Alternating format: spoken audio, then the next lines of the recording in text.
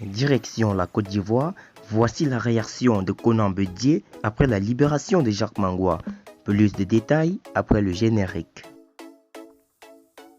Avant de commencer, n'oubliez pas de vous abonner et d'activer la cloche de notification car cela va vous permettre de ne plus manquer les prochaines vidéos.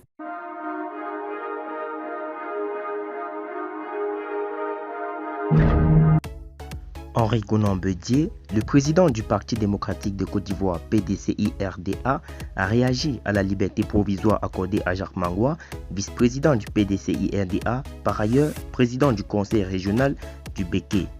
Arrêté le 21 septembre 2019 et condamné le 3 octobre 2019 à 5 ans de prison par le tribunal de Bouaké, Jacques Mangwa, vice-président du PDCI, a été libéré ce mardi 31 mars 2020.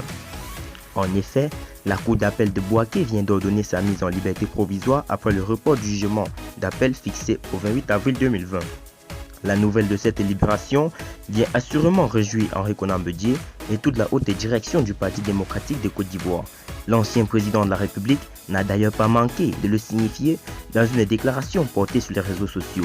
Le PDCI-RDA se félicite de voir Jacques Mangwa libre, lui apporte une nouvelle fois tout son soutien et lui souhaite un bon retour en famille, a réagi le président du PDCI-RDA, Henri Conan Bédié. À l'annonce du verdict de la condamnation le 3 octobre dernier, le PDCI-RDA avait condamné un jugement unique et sans précédent. En effet, face à ce déni de démocratie, le peuple souverain de cette grande zone centre répondra au parti unifié RHDP par un vote sanction qui consacrera son échec puissant lors de l'élection présidentielle d'octobre 2020, avait menacé le PDCI-RDA. Jacques Mangwa avait écopé de 5 ans d'emprisonnement ferme, 5 ans de privation de ses droits civiques, assorti d'une amende de 5 millions de francs CFA après avoir été reconnu coupable de détention illégale de munitions d'armes de guerre. Ces armes constituées de plusieurs munitions d'armes de guerre et d'armes blanches avaient été découvertes le 21 septembre 2019 à son domicile villageois d'Nguessamkro dans le département de Bouémi.